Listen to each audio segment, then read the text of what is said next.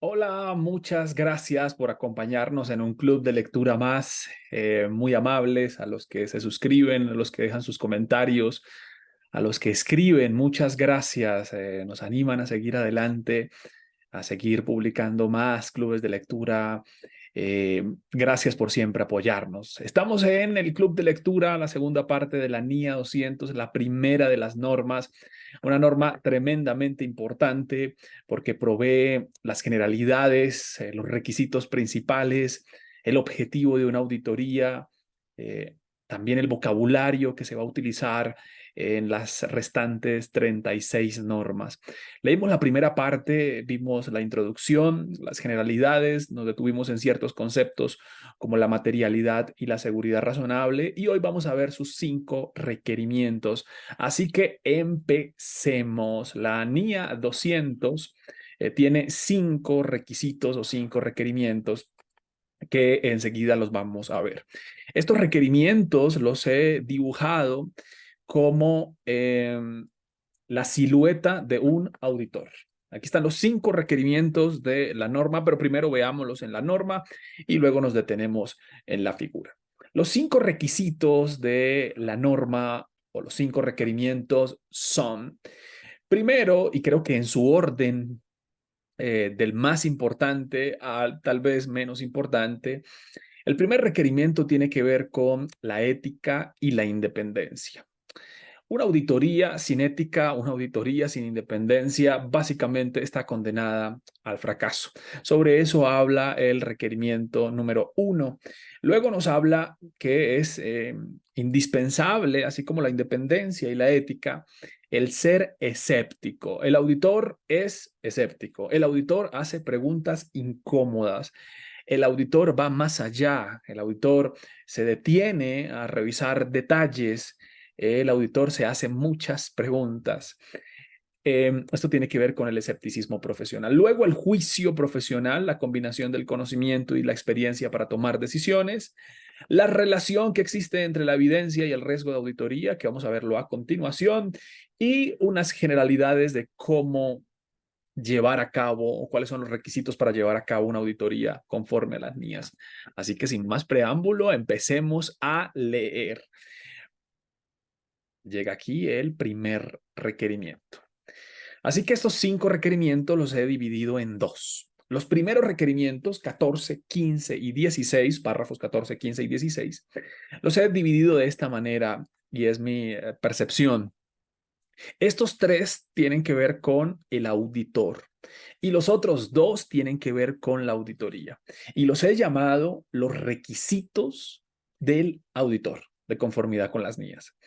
Los requisitos del auditor son estos 3, o sea, si usted quiere ser auditor, si usted quiere mejorar como auditor, sí o sí debe cumplir con estos 3 requerimientos, los 3 primeros.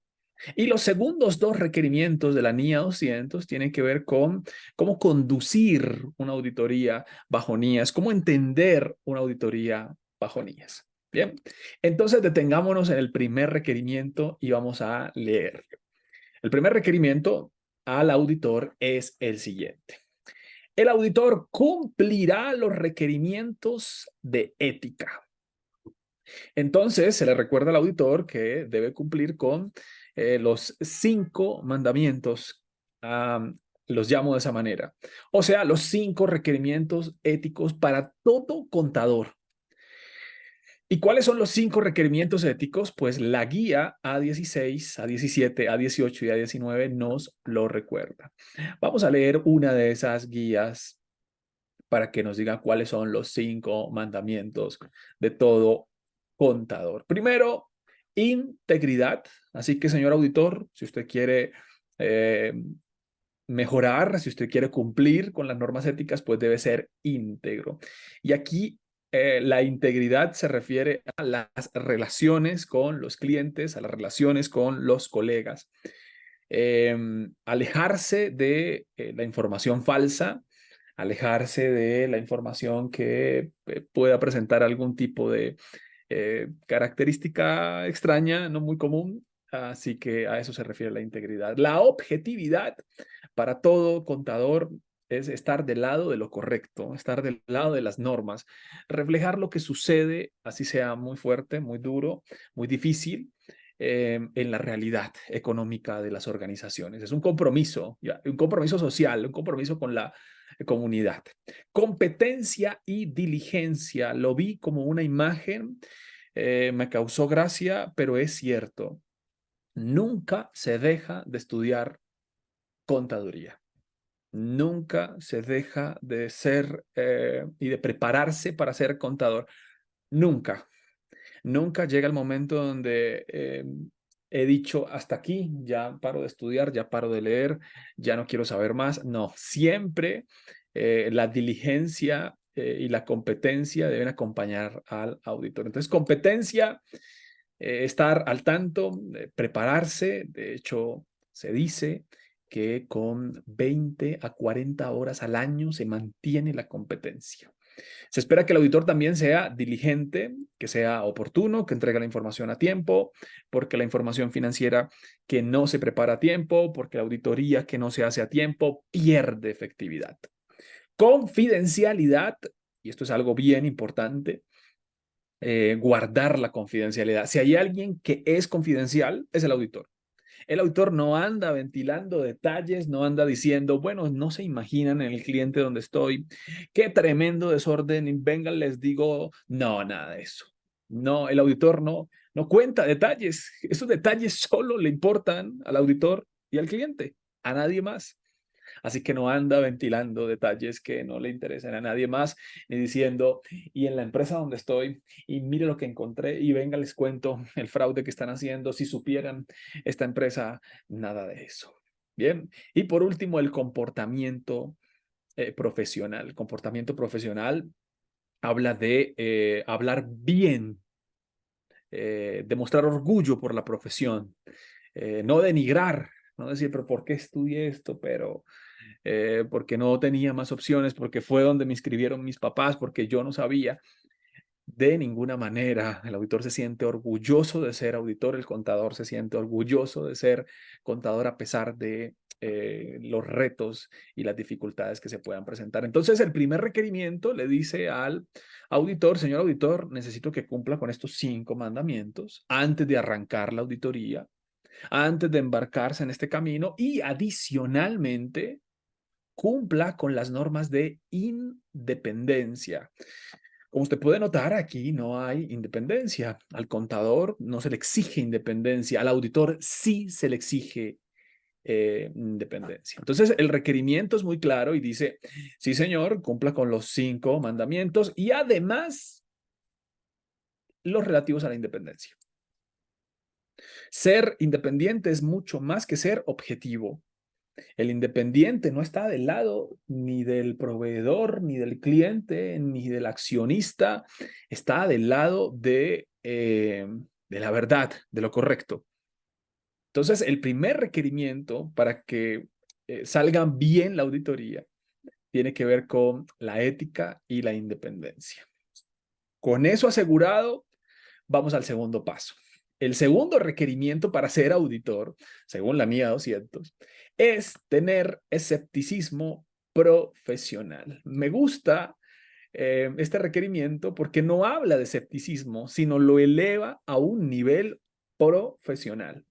O sea, no es el mero escepticismo, la mera desconfianza, es la sana desconfianza, pero a un nivel profesional. Bien, así que desde el nombre está avisando que aquí se necesita el máximo nivel de escepticismo.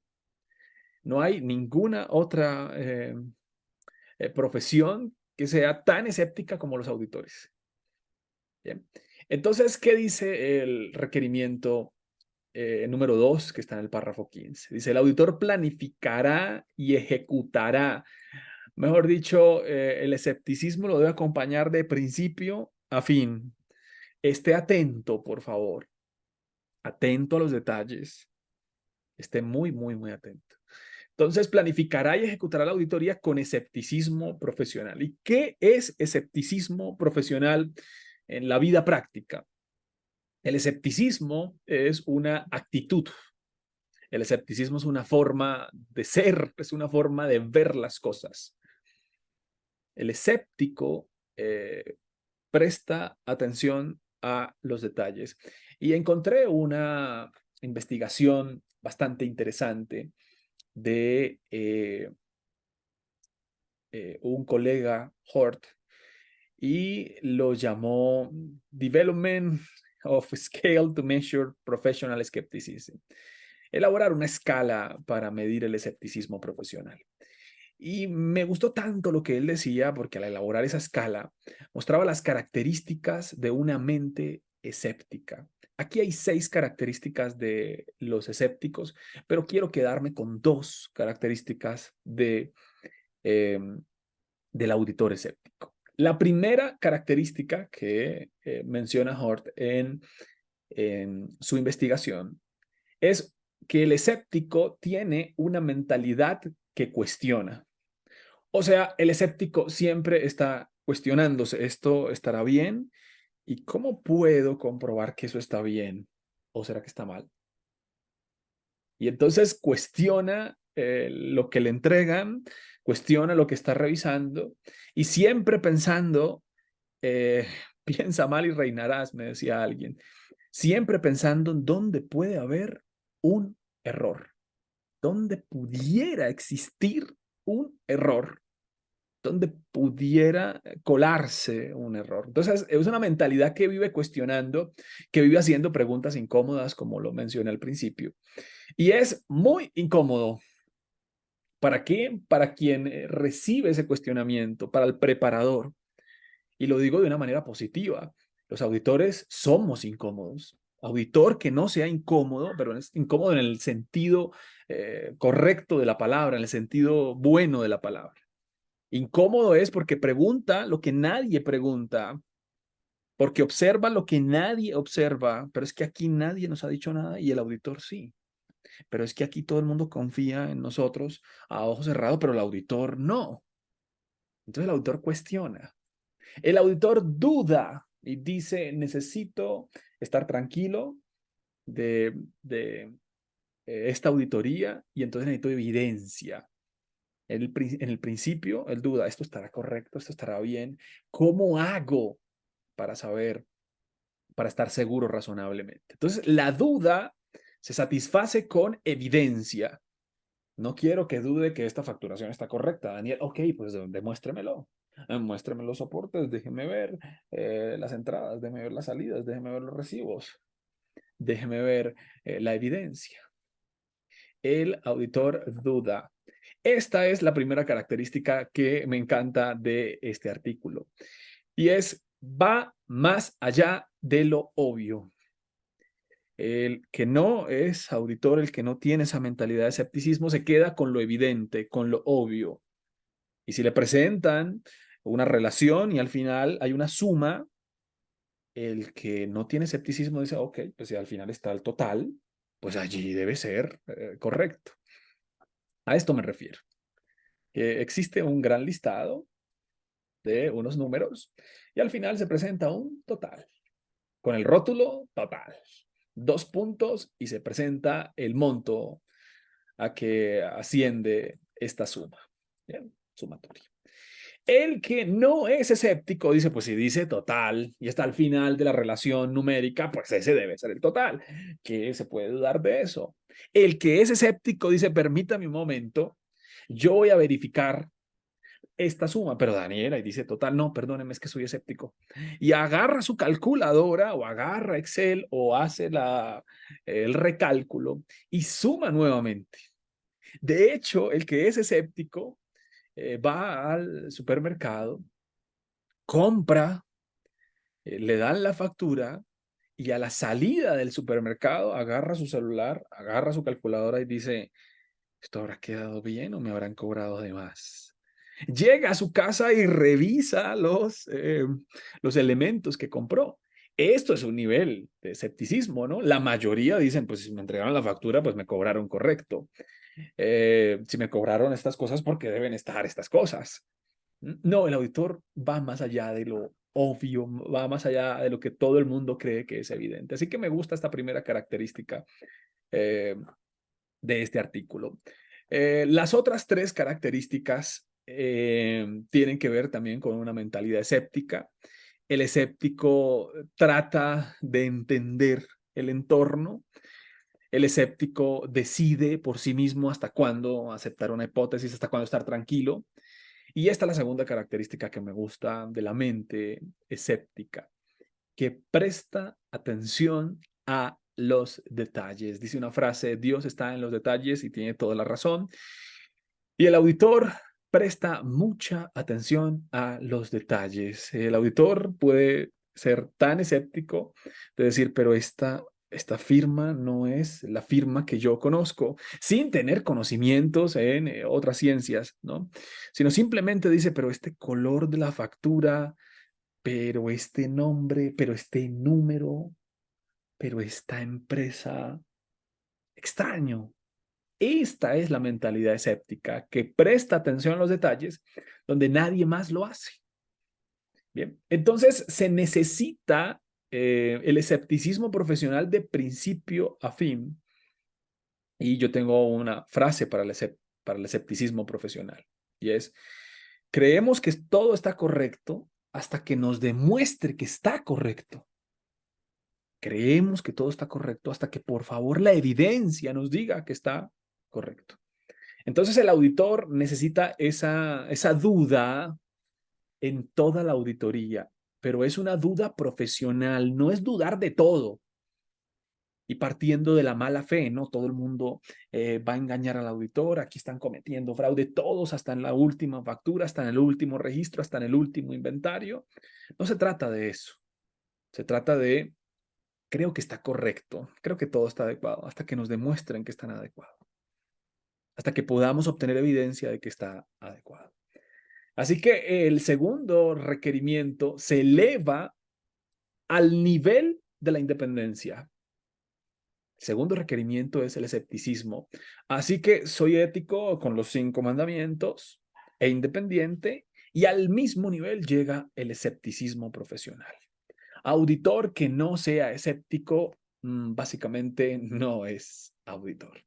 El tercer requerimiento para ser auditor, aquí quiero mostrarlo en la silueta del auditor, es el juicio profesional. ¿A qué hace referencia el juicio profesional? Bien, el juicio profesional es la combinación de dos cosas, básicamente: de conocimiento y de experiencia. ¿Y para qué se necesita el juicio profesional específicamente? En auditoría se toman muchísimas decisiones, decisiones que no están plasmadas en las NIAs. Decisiones que la NIA dice: señores, hasta aquí llego yo, de aquí adelante usted tome la decisión. Y para la toma de esas decisiones se necesita conocimiento y se necesita experiencia. Si no está ese conocimiento y esa experiencia, puede ser que no se tomen buenas decisiones. Los auditores que toman mejores decisiones son los que tienen el conocimiento y la experiencia. ¿Y de qué decisiones habla?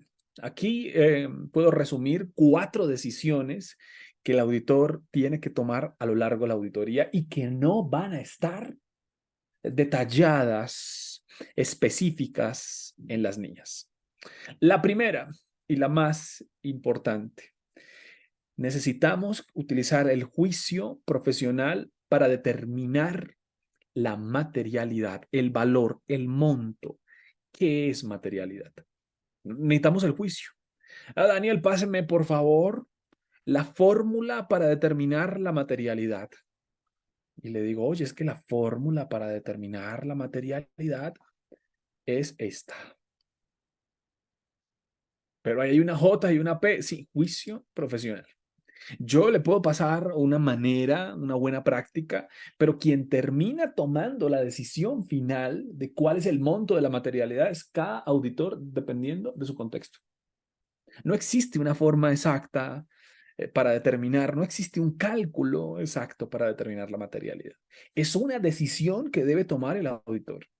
Al estar basado en el juicio profesional, es poco probable que 2 o 3 o 4 auditores coincidan en el mismo valor de la materialidad. Y este ejemplo siempre lo coloco en clase. Podemos pedirle a 20 auditores en un salón de clases con los mismos estados financieros, colocándoles las mismas notas, colocándoles el mismo caso, la misma empresa. Le entregamos el caso y les decimos, señores, calculen la materialidad, pero cada quien calcule su materialidad. Bien, volvemos en una hora, regresamos y todos nos dicen, ya tenemos el valor de la materialidad. A todos nos dio igual el valor de la materialidad. Falso. No utilizaron el juicio profesional porque a todos nos puede darles igual la materialidad. ¿Y por qué no, Daniel?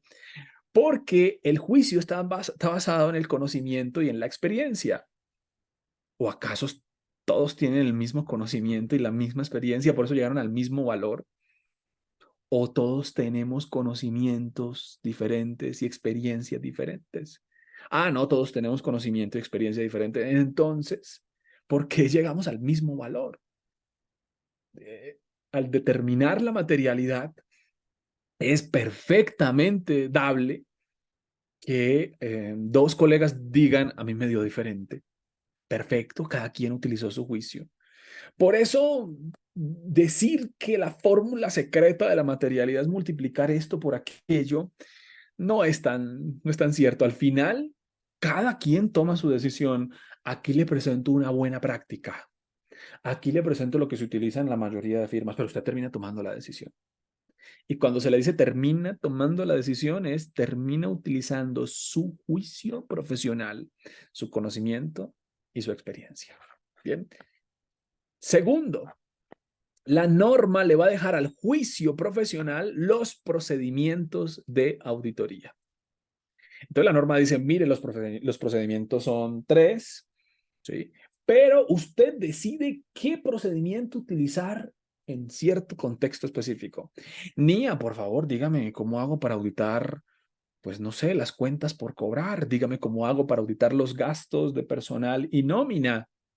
La Nia dice, no, es que no puedo reemplazar a su juicio profesional, a su conocimiento y a su experiencia. No le puedo decir, bueno, entonces para auditar la nómina empecemos solicitando un listado. No, jamás una NIA va a decirle lo que usted y yo tenemos que hacer.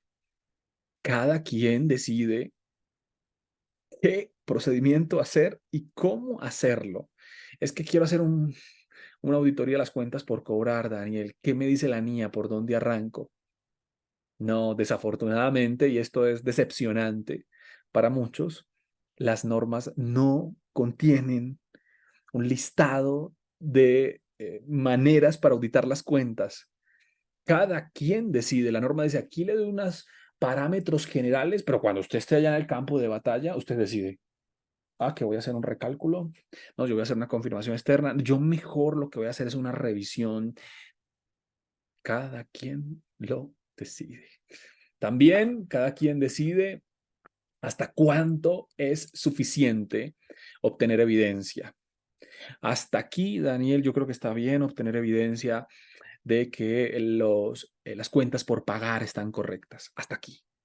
Y eso es hasta aquí, ese tamaño de muestra, creo que 100 son suficientes.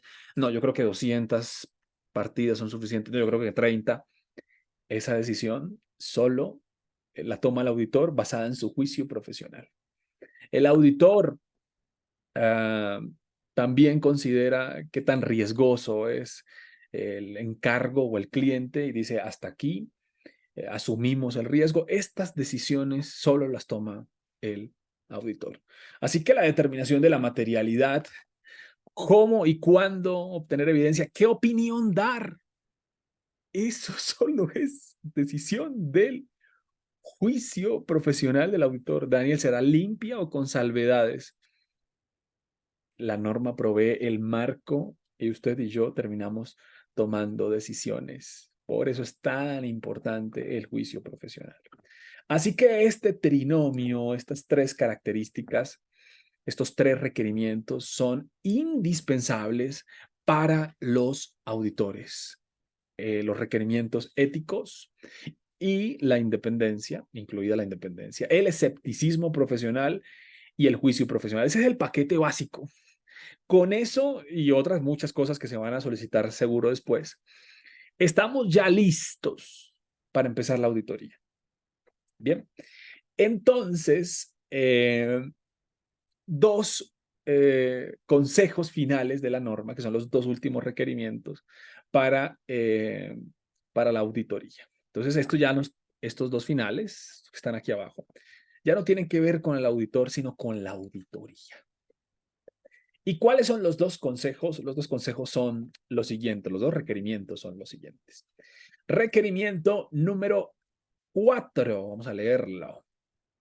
Aquí está el del juicio profesional. Aplicará el juicio en todo momento. Y es más, difiero de esto, en la planeación, en la ejecución y en el informe también. En la opinión también debe aplicarse el conocimiento y la experiencia. Dice el párrafo 17 así. Con el fin de alcanzar una seguridad razonable, es que la seguridad razonable se alcanza de una sola forma. No hay atajos para obtener seguridad razonable. ¿Seguridad razonable de qué? De que los estados financieros están correctos. ¿Cómo alcanzar esa seguridad razonable? ¿Hasta qué momento decir, oye, ya, yo creo que es suficiente, ya, no más, ya, obtuvimos la evidencia que queríamos? Entonces, dice el párrafo 17. Con el fin de alcanzar la seguridad razonable, el auditor obtendrá evidencia de auditoría suficiente y adecuada para reducir el riesgo de auditoría a un nivel aceptablemente bajo y, en consecuencia, para permitirle alcanzar conclusiones razonables en las que basar su opinión. Muchas cosas interesantes en este párrafo y nos vamos a detener a analizarlos. Bien. Entonces, lo primero es que para obtener seguridad razonable hay que, o para alcanzar más bien seguridad razonable, hay que obtener evidencia suficiente y adecuada. No hay ningún secreto. Entre más y mejor evidencia, más seguros estamos en la auditoría. Entre más y mejor evidencia, más seguro estamos de la opinión, más seguro estamos del concepto, más seguro estamos de la conclusión. No hay ningún otro secreto. ¿Sí? Entonces, la seguridad razonable se alcanza con más y mejor evidencia. Nótese que no estoy diciendo con más evidencia, más y mejor evidencia. Ahora, esa evidencia nos hace disminuir o nos permite disminuir la posibilidad de equivocarnos. Esto funciona como una relación inversa. Acompáñame a ver esta gráfica. Entre más y mejor evidencia obtenga, ¿sí?, menos posibilidad tengo de equivocarme. Esta es la relación inversa. O sea, si hago procedimientos, si evalúo las afirmaciones, si tengo papeles de trabajo, si tomo tamaños de muestra adecuados, si tengo experiencia en el sector, si evalúo el control interno, esto hace que me fortalezca en la evidencia. Voy a subirla aquí. Y entre más y mejor evidencia, menos posibilidad tengo de equivocarme. Y es que cuando comienzo una auditoría, cuando comenzamos una auditoría, todos cargamos con la posibilidad de equivocarnos. Y ese es el mayor miedo, yo diría que la pesadilla de todos los auditores. Cuando comencé, ese era mi mayor miedo, siempre pensando en lo negativo. ¿Y si me equivoco? ¿Y si digo que esto está bien, que es opinión limpia, que es opinión no modificada y haya un fraude grandísimo? Si digo, no, tranquilo, su opinión es limpia y alguien dice que no, no limpia, mire, aquí descubrimos tremendo fraude y usted no se dio cuenta. Esa era mi pesadilla. Y esa posibilidad de equivocarnos, llamado riesgo de auditoría, no se puede eliminar. No se puede eliminar. Solo se puede disminuir, dice la norma, a un nivel aceptablemente bajo. O sea, siempre va a quedar una pequeña probabilidad de que me equivoque. Voy a hacer todo lo posible para no equivocarme. De eso se trata este requerimiento. De eso se trata la seguridad razonable. Voy a hacer todo lo posible por no equivocarme, aunque sé que siempre va a quedar una probabilidad de equivocarme. Y hacer todo lo posible, seguir los requerimientos de las niñas y obtener más y mejor evidencia. Bien. Quiero detenerme un poco en este concepto importantísimo que es el riesgo de auditoría. El riesgo de auditoría lo asimilé en esta gráfica como la punta del iceberg. ¿Y qué es la punta del iceberg? Hay varios escándalos en varios países que involucran auditores. Y la mirada crítica hacia los auditores es, pero ustedes cómo nos dijeron que todo estaba correcto cuando realmente no estaba correcto. A eso yo puedo denominar riesgo de auditoría. A dar una opinión limpia, que es la mayoría de los casos, y no serlo. A decir que todo bien y no serlo. Entonces enseguida le preguntan al auditor, pero ¿cómo usted se fue a equivocar? Porque es muy fácil criticar a los auditores cuando se han equivocado, cuando ha salido a la prensa y está en el escrutinio público el auditor. Es muy fácil criticarlo, decirle, pero ¿cómo no se fueron a dar cuenta de semejante fraude? ¿Pero cómo se fue a pasar esto? Tremendo elefante se les pasó, elefante contable, por sus narices y no se dieron cuenta. Bien. A eso se le llama riesgo de auditoría, ¿no? La posibilidad de emitir una opinión inadecuada. Pero no es porque me haya equivocado en la opinión, esto es consecuencia de una seguidilla de errores. Esta es la historia del riesgo de auditoría, eh, según las mías. Entonces, el riesgo de auditoría se da cuando se materializa cuando emito una opinión inadecuada. ¿Por qué emití una opinión inadecuada? Porque hice procedimientos de auditoría inadecuados, pero no solamente eso. Hay otros factores. A esto se le va a llamar riesgo de detección. O sea, Daniel, ¿por qué dio una opinión limpia? No, pues que se me pasaron cosas. No me di cuenta de algunos otros detalles, no me di cuenta de facturas, de proveedores, de transacciones, de ajustes, de reclasificaciones, de estimaciones que no estaban correctas. No me di cuenta. A ese no me di cuenta, con mis pruebas, con mis procesos, se le va a llamar riesgo de detección, la posibilidad de que yo no detecte. Y aquí tengo una especie de termómetro del riesgo de detección. Si hay alguna de estas frases, esto va a ser caliente, caliente. Por ejemplo, el riesgo de detección, el riesgo de que se me pasen cosas, de que mis procedimientos no detecten, va a aumentar cuando alguien me dice, lo que pasa es que con este cliente no tenemos mucho tiempo. Es muy grande el cliente, pero no hay mucho tiempo. Esto va a hacer que haya una alta probabilidad de que se me pasen cosas. Otros dicen, no, la verdad es que, Daniel, es que no he tenido tiempo de estudiar las NIAs. No, la verdad es que no sé cómo sacar un muestreo conforme a la NIA 530. No, es que yo no he calculado la materialidad. Así como dicen las NIAs, no lo he calculado. Falta de competencia. Entonces, la falta de tiempo, la falta de competencia es una bomba que puede estallar con muestras reducidas. Daniel, como hay tan poquito tiempo, pues yo iba a tomar una muestra de 200 facturas, de 200 entradas, de 200 registros. Pero como hay tan poquito tiempo, entonces me tocó tomar pues apenas 40. Pues sí, apenas. Bien, todo el riesgo de detección aumenta cuando hay frases como esa o cuando interpreto incorrectamente los resultados o cuando desconozco la población, lo que voy a auditar o cuando diseño procedimientos incorrectos, ¿no? Entonces vamos a hacer aquí un recálculo cuando no hay un lugar para el recálculo, sino más bien para una revisión documental. Cosas como estas hacen que el procedimiento o los procedimientos de auditoría pues puedan fallar. Y entonces la pregunta es, pero señores, ¿por qué emitieron una opinión inadecuada?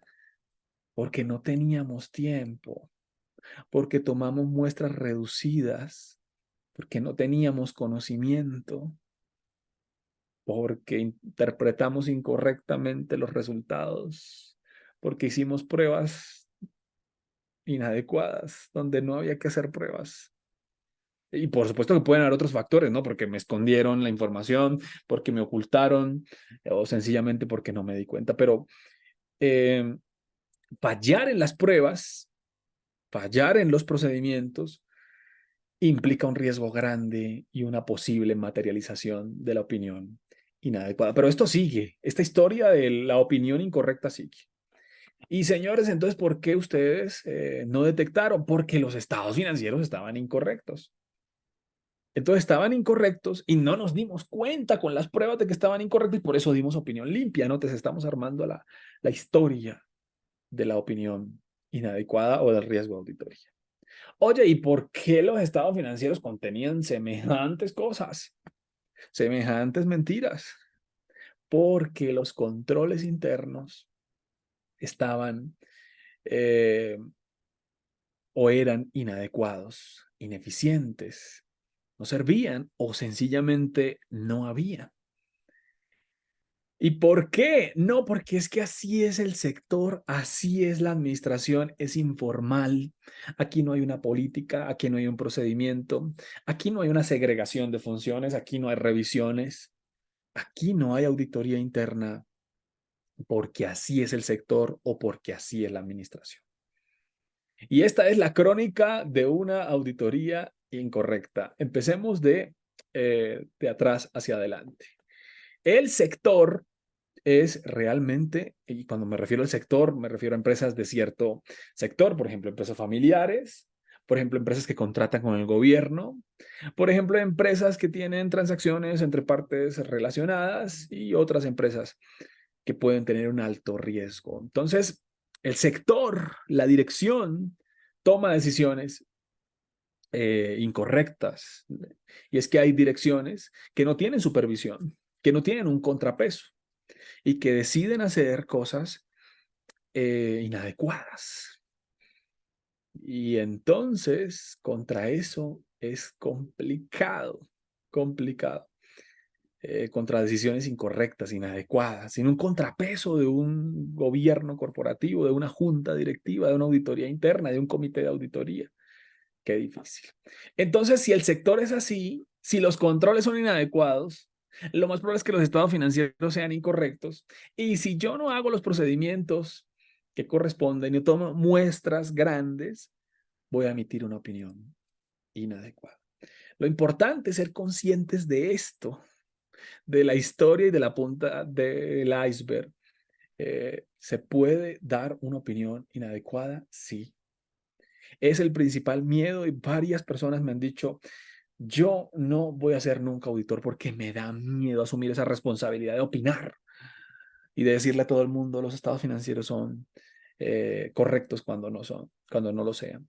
A mí también, yo debo reconocer que me da miedo, pero que al conocer la ruta digo, pues entonces tengo que hacer un poco más de énfasis en las muestras. Tengo que hacer un poco más de énfasis en los controles internos. Tengo que hacer mucho más énfasis en la competencia de los que nos acompañan. Tengo que hacer mucho más énfasis en las políticas y en establecer una supervisión a la dirección. ¿Okay? Entonces, el riesgo de auditoría está presente siempre. Básicamente es un sello al inicio de la auditoría. Tendrá aquí usted un riesgo, una posibilidad de equivocarse. Siempre, siempre. Y entonces, así arranca uno, mira, así arranca el riesgo de auditoría. Arranca aquí arriba y con un más. Riesgo de auditoría. Posibilidad de equivocarnos. Pero va a depender de nosotros y de la evidencia y de los procedimientos y de los controles que este señor disminuya. Y ahí está la relación inversa. Entre más y mejor evidencia, menos posibilidad de equivocarnos. Ahora suena muy fácil, pero realmente no lo es. Hacer muestras de más de 300 o 400 partidas es complejo. Conocer un sector después de un año es difícil. Uno termina conociendo a un cliente, a un sector después del segundo, tercer año. Diría que hasta el tercer, cuarto año empieza uno a entender un poco más la dinámica empresarial. Eh, ¿Qué es lo que me gusta de la norma? Que la norma lo advierte. Le dice, Daniel, está usted, es, inicia usted la auditoría con una posibilidad de equivocarse, pero de usted depende que la disminuya hasta un nivel eh, mínimo, hasta un nivel adecuado hacia sus mínimos. ¿Bien? De eso trata y de muchas otras cosas más este requerimiento, porque este requerimiento tiene de la guía A30 a la guía A54. O sea, para llevar esto a la práctica, hay que leerse por lo menos unas 10 o 9 hojas que traen los requerimientos A30 y A54. Allí también está la advertencia de las limitaciones que tiene uno como auditor. Allí también hay, en esas guías A30 a la A54, advertencias diciéndole a Daniel, tenga cuidado, porque puede ser que sus procedimientos estén bien, ¿sí? Que estén correctos, pero que le estén escondiendo, le estén falsificando, deliberadamente le estén diciendo que está correcto cuando no. Entonces hay una advertencia al fraude. Y eso puede pasar y eso puede aumentar el riesgo de auditoría. Esas y tantísimas otras cosas están en los requerimientos A30A y A54. Solo quiero echarle un vistazo a esos requerimientos, más bien a esas guías, y habla de la evidencia, habla de los riesgos, y entonces, mire, riesgo y riesgo y riesgo, y se detiene para explicar el riesgo de auditoría, la posibilidad de equivocarse, riesgo de detección, equivocarme en mis procedimientos. Y hay una gran explicación para ello y las limitaciones que yo tengo. Oye, una auditoría, me gusta esto, no es una investigación oficial. Una auditoría de estados financieros no es una auditoría forense, ¿sí? Así que yo no tengo facultades legales y ni tengo esas responsabilidades y esas facultades que pueden tener otras organizaciones. Bien, eh, no las tengo. Entonces tengo unas limitaciones. Bueno, entonces de todo eso hablan estos párrafos interesantísimos, escondidos en las mismas guías. Entonces el cuarto requerimiento es: señor Daniel, alcancemos la seguridad razonable con más y mejor evidencia, y entre más y mejor evidencia tengamos, más seguridad razonable tendremos y menos posibilidad de equivocarnos tendremos. Reducir el riesgo de auditoría a un nivel aceptablemente bajo. Nótese que no dice eliminar la posibilidad de equivocarse. Y es un compromiso, hacer todo lo posible para no equivocarme. Si usted no hace papeles de trabajo, entonces eso va a pasar aquí. No, Daniel, yo papeles de trabajo no hago. Y es que es como no tengo tiempo, pues al cliente no lo visito pues muy regularmente. De hecho, voy cada 3 o 4 meses. Y entonces va a pasar así: menos evidencia, más posibilidad de equivocarme.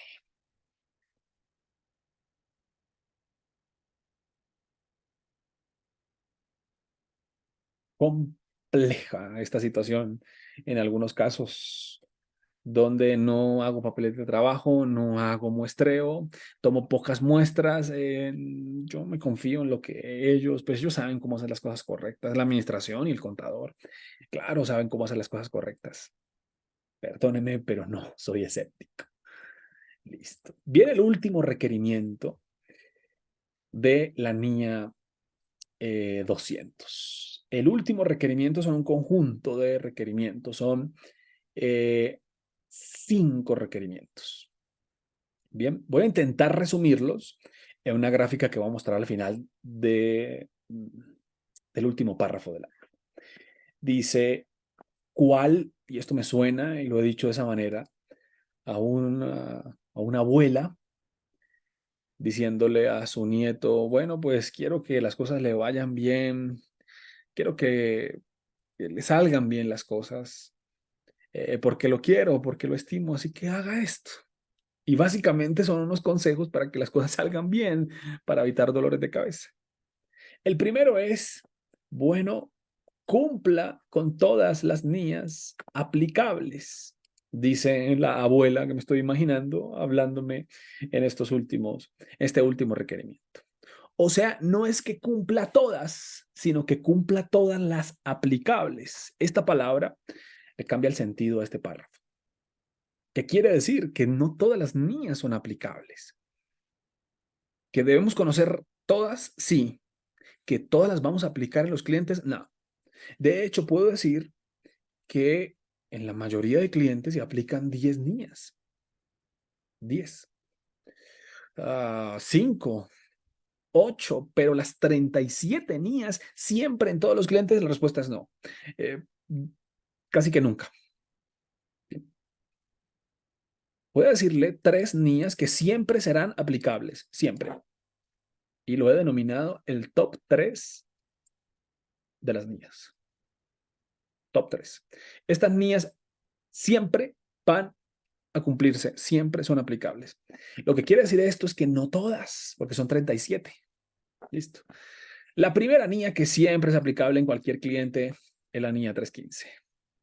En todos los clientes hay que reconocer cuál es el lado más débil para atacarlo, para auditarlo. De eso habla la niña 315, de reconocer los lados débiles para atacarlos. Los lados débiles aquí se llaman riesgos de incorrección. Toda auditoría va a requerir que apliquemos la gran niña 500, evidencia de auditoría. Acabamos de ver que entre más y mejor evidencia, menos posibilidad. Siempre, toda auditoría necesita evidencia, obtener evidencia, recaudar evidencia, analizar evidencia. Y toda auditoría necesita un informe. Niña 700. Lo que este párrafo da a entender es que no todas las 37 se van a aplicar siempre.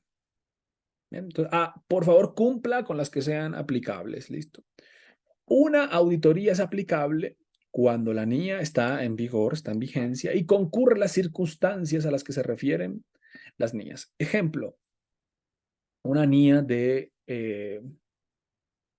como la niña 510, que se llama saldos iniciales, pues solo será aplicable pues cuando hay saldos iniciales. ¿Y cuando hay saldos iniciales? Dice la niña 510. Saldos iniciales hay cuando antes no había una auditoría. O sea, es su primera vez, es la primera vez con una auditoría. Antes no había nadie y entonces van a haber saldos iniciales el 1 de enero que vienen del año pasado, pero que no han sido auditados. Ahí se necesita la niña 510. Ahí están las circunstancias, sí. O hay saldos iniciales cuando usted no era el auditor del año pasado. Entonces, si concurren esas dos circunstancias, por hablar de un ejemplo, en la niña 510, Daniel, no había auditoría el año pasado. Ahí está. Pero si usted era el auditor del año pasado, sí, pues usted auditó esos saldos finales a 31 de diciembre y a 1 de enero esos saldos, pues serán suyos, usted los auditará, usted ya los conoce, los entiende, pues no hay necesidad de aplicar la niña 510. Yo estaba el año pasado. Esos saldos iniciales, claro que yo los revisé. Claro, los recuerdo perfectamente. No hay necesidad de pasar por la niña 510. Pero si usted no estaba el año pasado, le toca. O si es su primera vez, o digo, la primera vez del cliente con auditoría, son saldos iniciales que usted va a decir, esto estará bien, esto estará mal. Tendrá que pasar por la línea 510. A eso se refiere el párrafo 18. Y luego dice otra vez la abuela, bueno, mi hijo tiene que conocer el texto completo de las niñas. Y en esto estamos fallando. Conocer el texto completo de las niñas para saber cuáles son aplicables y cuáles no. Y es que hay que leerlas. Conocer el texto completo implica leerlas. Y no solamente leerlas, sino entenderlas. Esto es un enorme reto. Incluidas las guías de aplicación. ¿Cuáles son las guías? Estas que tienen la letra A, que dicen para mayor información, vaya allá.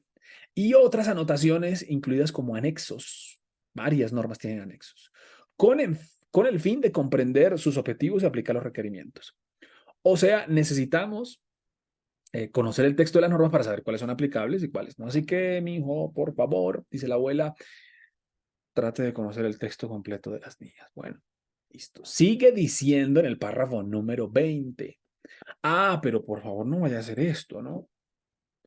No vaya a manifestar en el informe, porque en el informe decimos así solemnemente, esta auditoría se hizo conforme a las niñas. ¿Sí? Así, solemne. Lo que dice el párrafo 20 es no se le ocurra decir que usted cumplió las niñas, a no ser que las haya cumplido, ¿no? No vaya a decir, sí, cumplí con las niñas, pero la verdad no las he estudiado, pero la verdad no conozco el texto completo, pero la verdad no las conozco, pero las cumple. Entonces, no vaya a mentir, lo que dice el párrafo 20, no vaya a mentir en el dictamen, a no ser que pues, las haya cumplido y las conozca. ¿Bien? Luego el párrafo 21 dice lo siguiente, con el fin de alcanzar los objetivos o globales, este seguirá los objetivos mencionados en la NIA al planificar y ejecutar, teniendo en cuenta las relaciones existentes entre niñas. Y es que claro que hay relaciones entre niñas, hay un entramado entre niñas. ¿Sí? Una niña probablemente esté relacionado con otras dos o con otras tres. ¿Cómo así, Daniel? A ver, pongo un ejemplo. Ejemplo. Hay una estrechísima relación entre la NIA 500, que se evidencia auditoría, y la NIA 700, que es el informe que contiene la opinión. ¿Por qué? Porque la opinión se basa en la evidencia. Es una relación estrecha. A eso hace referencia eh, este párrafo 21, Daniel. Hay relaciones entre niñas, ¿no? Entonces necesito evidencia para formarme la opinión. La opinión se basa en la evidencia, ¿no? Entonces, eso se lee en ese contexto, ¿no? A eso se refiere eh, la norma. Y también se dice que entendiendo esas relaciones, que con el tiempo uno empieza a manejarlas, ¿sí? Por ahora se pueden armar relaciones básicas entre 315, 500 y 700. ¿Sí? Entonces, determine si es necesario algún procedimiento adicional. Esto jamás lo he visto en la práctica. Que un auditor diga, bueno, la niña dice eso, pero es que a mí me parece que es necesario hacer más. Puede pasar, sí. Sí. Entonces, a eso va. Listo. Dice el párrafo 22, sin perjuicio de lo expuesto en el párrafo 23 que viene a continuación, el auditor cumplirá cada uno de los requerimientos de las NIAs, salvo que no sea aplicable en su totalidad, como el que hablamos de la NIA 510, que quiero abrirla aquí. 510. Saldos iniciales. Saldos iniciales. Entonces, bueno, Daniel, yo no apliqué esta NIA. Pues sí, si no aplican las circunstancias, pues no la aplicó y está bien. No hay que armar escándalo por eso. Listo. Entonces la NIA dice, bueno, pues si no es aplicable, pues no lo apliqué. Listo.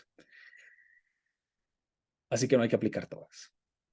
Luego dicen los últimos dos párrafos. En circunstancias excepcionales, o sea, eso nunca pasa, puede suceder lo siguiente. El auditor puede considerar necesario no cumplir un requerimiento de las niñas. O sea, básicamente esto que me obliga la norma, pues yo no lo puedo cumplir, no lo considero necesario, no me parece. Eso tampoco lo he visto nunca en la práctica. Pues uno aplica los requerimientos, los que toca, pues que toca hacerlo, ¿no? Pero si llegase a pasar con un auditor que diga, no, sabe que eso dice la niña, pero es que a mí no me parece, no lo voy a hacer. Entonces, si no es aplicable el requerimiento, entonces busque procedimientos alternativos. Esto es lo que dice ese párrafo. Si usted dice, no, pues eso no me parece, entonces búsqueme un plan B, a ver cuál es, y déjemelo documentado. Extraño que eso pase, pero podría suceder. Diga, no, esto no me parece, pero yo tengo una alternativa. A eso se refiere el párrafo 23. Y por último, dice el párrafo 24, que es el último párrafo de, de los requerimientos. Dice, En el caso de que un objetivo de una niña no puede alcanzarse, el autor evaluará si ello le impide alcanzar sus objetivos globales. Y en consecuencia se requiere que el auditor, de conformidad con las niñas, exprese una opinión modificada o renuncie. Esto se refiere a que si usted no puede, por alguna razón, alcanzar un objetivo de una niña, cuando digo alcanzar un objetivo es entonces hacer el muestreo, obtener evidencia, identificar los riesgos, hacer los procedimientos. Si usted no lo puede hacer, entonces, ¿por qué no lo puede hacer? Este párrafo le está diciendo por qué no lo puede hacer. Porque es que lo normal es que usted lo pueda hacer y lo normal es que usted tenga una opinión limpia. Esa es la regla general. Que usted pueda alcanzar los requerimientos, que pueda hacer un muestreo, que pueda identificar el riesgo, que pueda enviar las cartas. Eso es lo normal. Lo normal es que los estados financieros estén correctos. Ah, pero si no lo puede hacer, mire, no lo puede hacer. Entonces le toca dar una opinión modificada. Las opiniones modificadas son la excepción a la regla. Opiniones modificadas son las salvedades, la opinión negativa, la abstención de opinión. Daniel, pues eso o renunciar, porque pues el párrafo dice, pero ¿por qué usted no puede alcanzar un objetivo? Explíqueme por qué. ¿No le dieron información? ¿Sencillamente le impidieron acceder? ¿O es que tal vez hay cosas mal que no quisieron corregir? Entonces depende de las circunstancias, ¿no? Sí. Pero el no poder alcanzar un objetivo, el no poder realizar un procedimiento es extraño. Es raro, así que toca aplicar la excepción, que es la opinión modificada. Bien, o renunciar. Y todo lo que suceda, el por qué no, debe quedar documentado. Bien, estos son los 5 requerimientos de la NIA, son los 5 requerimientos de la NIA 200. En resumen, la NIA 200 establece 5 requerimientos, 3 para los auditores, 2 para la auditoría. El primer requerimiento: ética, mandamientos e independencia. Bien con ello, vamos con pie derecho. Segundo, necesitamos activar el escepticismo, el desconfiar sanamente. Creo que está correcto hasta que pueda obtener evidencia de que está correcto. Conocimiento y experiencia para tomar decisiones. Las niñas no nos dan detallado ni masticado todo. Nos dicen, hasta aquí lo acompaño yo, decida qué procedimiento hacer, decida qué opinión dar, decida cuál es el valor de la materialidad. La relación que existe entre el riesgo de auditoría, la posibilidad de equivocarme, mi peor pesadilla, y la evidencia. Entre más y mejor evidencia, menos posibilidad de equivocarme. Y por último, los consejos de la abuela: cumpla con todas las normas que sean aplicables. Lea y conozca el texto completo. No manifieste que sí, que cumplió con las niñas, a no ser que la haya cumplido. Tenga en cuenta que hay relaciones entre niñas que hay que considerar, y en el caso de no poder hacer algo, de no poder hacer un requerimiento, de no alcanzar un objetivo, pues entonces haga un plan B y documente. Ah, que no puedo hacer esto, que no puedo hacer muestreo. ¿Por qué? Documéntelo y haga un plan B. Bien. A eso se refiere la NIA 200, la primera de las normas, una norma muy importante porque establece un marco de acción, unos requisitos y unos requerimientos para la auditoría. Muchísimas gracias por acompañarnos. Lo espero en el siguiente club de lectura. No deje de escribirnos, no deje de visitar las redes sociales y nos vemos en una próxima oportunidad. Chao y hasta la próxima. Muchas gracias.